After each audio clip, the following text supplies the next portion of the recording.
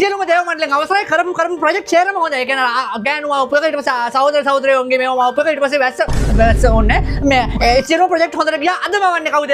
අදම වන්නේ වැඩට යන ජනතාව. වැඩට යන ජනතාව මවද්දි දෙවිවරුනි අපි ඉස්සෙල්ම කරන්න ඕනේ දේ මොකද්ද? මුග වෙලාවට නැගිටින එක. අපි ඒක කරනවද?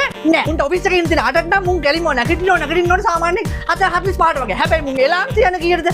5යි කාලේ නා 5යි කාල 5යි 16 5 7 20 7 25 30 133කට එලාම් තියන්න ඕනේ. හැබැයි මුන් නැගිටින්නේ ගැලිම අම්මා හරි තාත්තා හරි ඇවිල්ලා ගහලා පයකෝ කියලා ගහන පයින් පාරට නාමු නැගිටින්න ඕනේ. එතකත්ම දෙනවා ට්‍රාන්ස්පෝර්ටේෂන් නැත්නම් ප්‍රවාහනය කියන එක. ඊට පස්සේ හිතන්න බස් එකට කවුරු හරි කියලා බස් එක වෙලාවට එන්න නම් දෙන්න එපා. මේ සම්මත જાතියේ එකම පරක්කු වෙනකොට බස් එක ඔන්න ඔහොම මෙහෙම තියා බස් එක ගාලා අනේ කියලා කියනකොට ටක් ගාලා බස් එක යනවා. හොඳ ප්‍රශ්නයක්. ඔෆිස් ට්‍රාන්ස්පෝර්ටේෂන් වල යන්නේ. ඔෆිස් ට්‍රාන්ස්පෝර්ට් එක කොහොමද බං ගිහිල්ලානේ මුන් නැගිටින්දි. කෝච්චි නම් කොහොමත් ලේට් නෙදී. අපේ කෝච්චි ටික කොහොමත් ලේට්. ඒක හින්දා කෝච්චි නම් වෙලාවට එන්න එපා. එක කෝච්චිය කලින් ගිහිල්ලා ඒකට පාට්ට පරක්කු වල විනාඩි 45ක් විතර පරක්කු වලට මුන්ට කෙලින්ම ඔෆිස් එකේ ගියාම රතු විර හොස් ගාලා වදින්න ඕනේ. මුගේ දවසම මස්ත බාල්දු කරන්න ඕනේ. අය කෙලින්ම රතු විර වැදගෙන මුගේ මූඩ් එක අවුල් සාකේ බැනුම් අහනවා, HR එකෙන් බැනුම් අහනවා, ෆයිනෑන්ස් එකෙන් බැනුම් අහනවා. ප්‍රෙෂර් එක යවන්නේ කාටද? කස්ටමර්ගේ. ඌට බයිනවා අරක ගේන්න මේක ගේන්න අරක ගේන්න පතෝ ඵලයන් වෙලාවට වරෙන් හෙට වරෙන් අනිද්ද වරෙන් බදාද වරෙන් කස්ටමර් ෆුල් රස්තිය අඩු කරන්න ඕනේ මුට රතු විර වැදිච්ච දවසට. මතකද මවන්න ඕනේ වැදගත්ම කීප දෙනෙක් ඉන්නවා. ඒක තමයි ඔය පට්ට පන්දිද ඊගෝ එකක් තියෙන හැන පපිරිමි ඔෆිස් වල ඉන්න. උන්ට වැටෙන්න ඕන නම් තමයි මෙන්න මේවා. අකලංක චතුරංග ජයන් යසස් සත්‍ය ටෙරාන් රමේ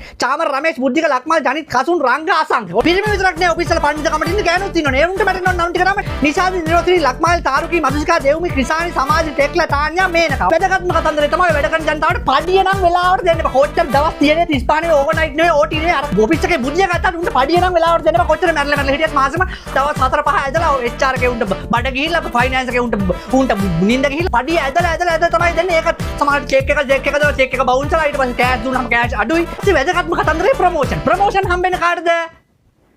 රේද්ද වැඩ කරන්නේ උන්ට නෙවෙයි යකෝ ගොට්ටාලනේ උන්ට තමයි නෝට් කරගන්න මල්ලි කෙලිම ප්‍රොමෝෂන් ඊට පස්සේ ඉන්ක්‍රිමන්ට් කෙලිම පඩිය වැඩි වීම අරම මේ ඔක්කොම ඊළඟටත් මවන්නේ කවුද? ඔෆිස් එකේ බොසා. ඔෆිස් එකේ උන්ට බනිනවනේ උන්ට වැටෙන්න ඕන නම් කිහිපයක් තියෙනවා. එකක් තමයි රත්නායක රණතුංග පෙරේරා ද සිල්වා ඊට පස්සේ සමරකෝන් ඊට පස්සේ මොනවාද බුද්ධික කවදාවත් උන්ට හොඳ නමක් කටින් නැහැ. අම්මා මෝ මතක් කරලා බනින්න ඔෆිස් එකේ උන් හැබැයි උගේ මූණ ඉස්සරහට හම්බුනාම ඔෆිස් එකේ උන් මවන්න මල්ලි කෙලිම නිකන් හොඳ මූණ පෙන්නන් ඉන්නවා. ඊට පස්සේ මවන්න පඩි වැඩි වීම කියන එක. දැන් හිතන්න අවුරුද්දක් වැඩ කළා බලන්න ඉන්න පඩි වැඩි වෙනකන් ඊළඟ අවුරුද්දේ. හැබැයි පඩි වැඩි වෙනවා වගේ නිකන් බොසා නිකන් හින්ට් දෙනවා වගේ මවන්න. හැබැයි කවදාවත් පඩි වැඩි වෙන්නේ නැහැ. 20000කින් වැඩි වුණොත් ඔගේ තාත්තගේ කම්පැනි 20000කින් වැඩි වෙන්නේ නැහැ. එච්චර බජට් නැහැ. ඒකින්ද කරුණාකරලා වැඩි කරන උඩරිම 5000කින් තමයි පඩිය වැඩි වෙන්නේ. එතකත්ම කෑල්ල තමයි මොකද්ද?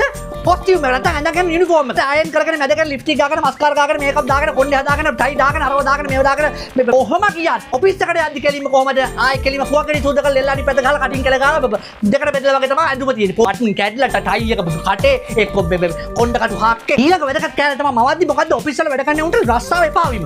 කොච්චර එපා වුණත් ජොබ් එකෙන් අයින් වෙන විදිහක් නැහැ. එක්ක අයින් වෙන්නේ නැහැ. ඌ කියනවා මං හෙට අයින් වෙනවා. ලබන සතිය අයින් වෙනවා. ලබන සෙන්සුරාද අයින් වෙනවා. ඊළඟ මාසෙ චුවර මචං අයින් වෙනවා. තව අවුරුද්දකින් අයින් වෙනවා. කොහොම කිව්වත් ඌ අර ඔෆිස් එකේම කට්ට කාගෙන ලොන්ත බරි වෙලා හැන්දි ගෑවිලා යනකම් ඒ ඔෆිස් එකේ අවුරුදු 30 40 ඉන්න ඕනේ.